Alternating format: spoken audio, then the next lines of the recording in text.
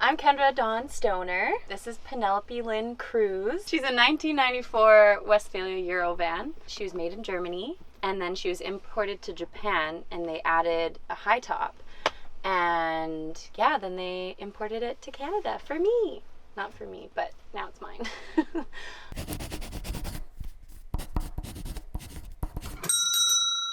I'll give you a little tour. So this is a couch. It also changes into a bed. This is my fridge.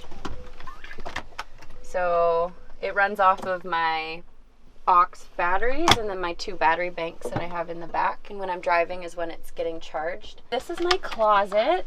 I get to hang up all these things. With Vanlife, I've also been able to have a corporate office job. So I live in the van and I walk out with pencil skirts and heels. And here I have my onesie and some of my crafts and stuff. Yeah, and a mirror, which I'd never use because you don't need to look good in van life. This is a stove. It's a 2-top burner. Most Volkswagens run off of propane, their stoves, but mine runs off of denatured alcohol. So there's these little pods down underneath here. And it's just a liquid that you get at Home Depot and you just pour it in and then you just start her up and yeah, it's great. It's nice being able to go to the ferry lineups and go across the border and do you have propane? No, I don't. I keep my kitchen supplies in there. Some salt, some turmeric, some nuts and potatoes and beets and stuff. This is a sink. We just had coffee, so the sink's a little full, but my water tank is in the back. I can show you guys the trunk in a bit. But I just fill up at a hose, at a tap, at my parents' place, whatever I need to do. And it has a ridiculous amount of water.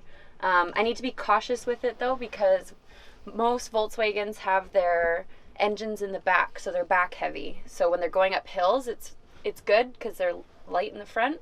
But with mine, my engine's in the front. So when I'm going up hills, all my 2 battery banks are both 45 pounds each.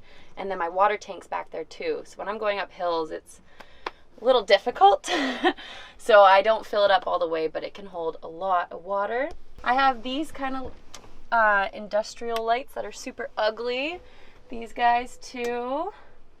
But, and then I have these 2 that were also added. I like these ones because they're a prettier light. It's all about prettiness. I have all these strings of lights that I like to use. These are solar run.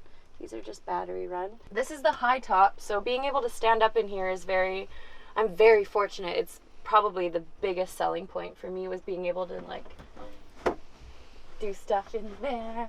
I do yoga in here. I'm I can stand up. When I'm cooking, I can stand up. It's really nice. But up here is also a bed. So this folds down. I'm not going to do it because I leave it as storage right now, so it's a freaking mess. But you pull this down and then there's another 2 handles that you pull out and then it comes out to here and then there's mats that they're already made. But right now it's my undies and it's my longboard and it's my wetsuit and my climbing gear, some kitchen stuff, my yoga mat, blankets, and then just stuff that I don't want to put away yet, so I just throw it up there because that's what you do. Up here is storage, which is so nice to have because with Volkswagens, they don't have this capability because you have the pop-up roof, but with this I can it's already here. So I wake up and I'm what kind of day are we having today? Oh, mosquitoes? Oh, no problem. I can still look. But then nighttime comes and blackout. Boom.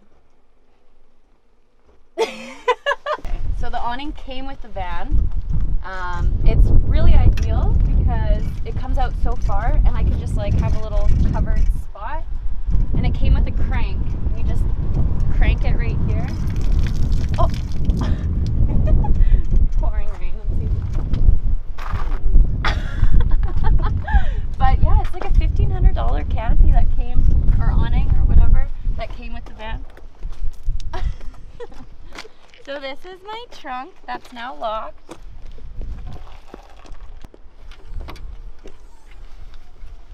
This used to be completely full of just craft stuff and stuff that I hardly ever used.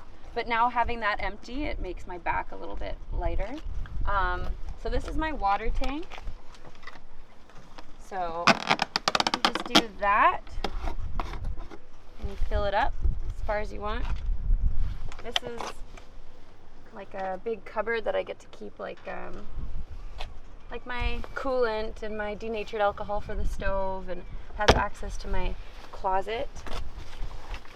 There's also, it came with a big bug net that attaches to these buckles, so then you can have this open and at nighttime and be able to look outside and have fresh air, but also be away from the skeeters.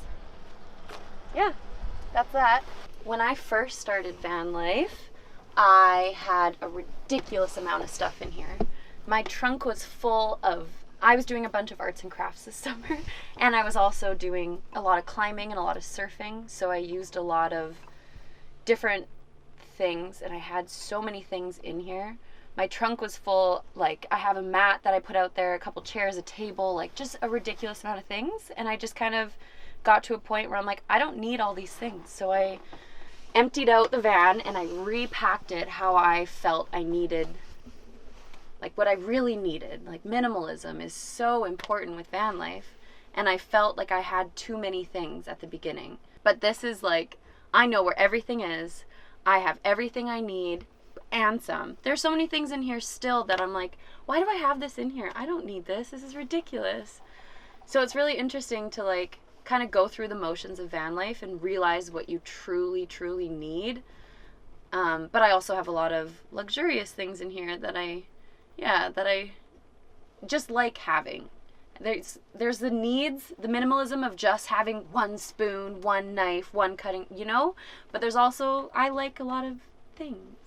So I have all these pretty things that, like, this is a bear backpack. When the heck am I ever gonna need something like that? But I have it. So it's been a good balance of finding what works in here and like the amount of stuff I actually truly need. I've been living in Squamish, and I've been living in Tofino, and then back to Squamish, kind of chasing what sport I'm into, like climbing at Squamish and then surfing in Tofino, which has been amazing. The summer's been unreal, which was great.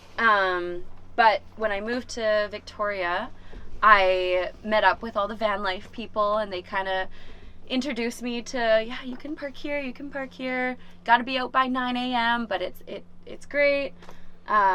There's this road called Dallas Road along here that a lot of people have been sleeping on. It's kind of had some issues with like the government or whatever, and they're trying to figure out a healthy balance of like, you can sleep here but you can't sleep here, and you have to leave at this time, and we understand the need for people to live in their vans because rent is so expensive, but we also like understand that this is a sweet lifestyle and people are freaking loving it.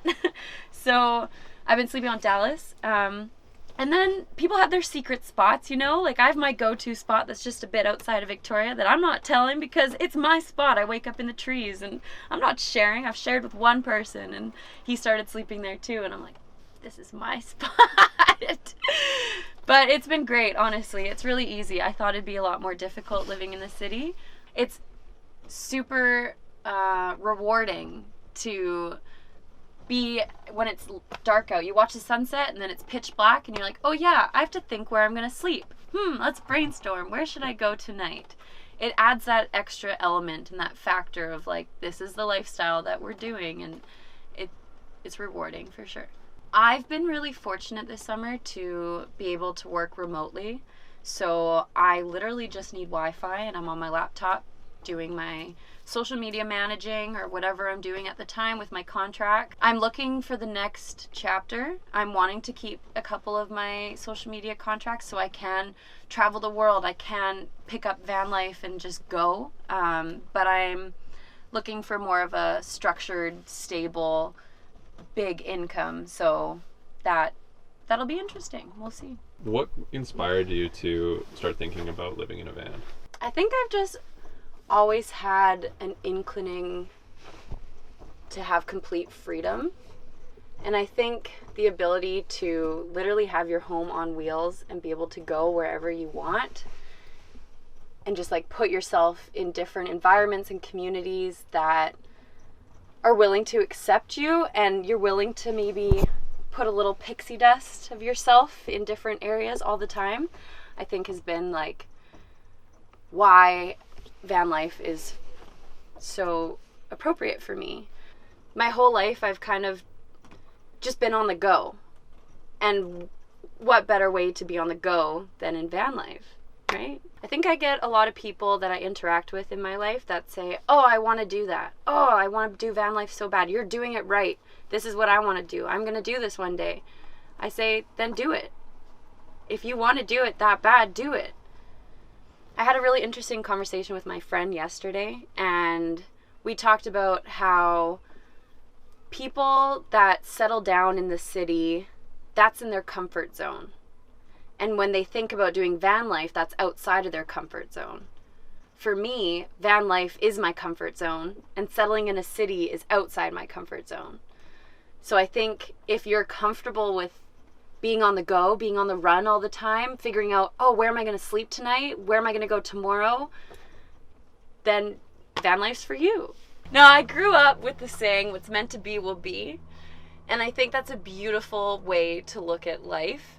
It can get you in trouble sometimes, because if you get lazy and you're just like, oh, something needs to fall into place for me, what's meant to be will be, and it kind of allows you to not work hard towards what you want or what you're aiming to achieve. But if you're working hard and you're doing what you love and something doesn't work out, it wasn't meant to be. If you're in a relationship and something doesn't work out, it wasn't meant to be. So I think what's meant to be will be. Always. Do you have any final words on van life? It's not all rainbows and sunshine, you know? Honestly, there are challenges that come with it.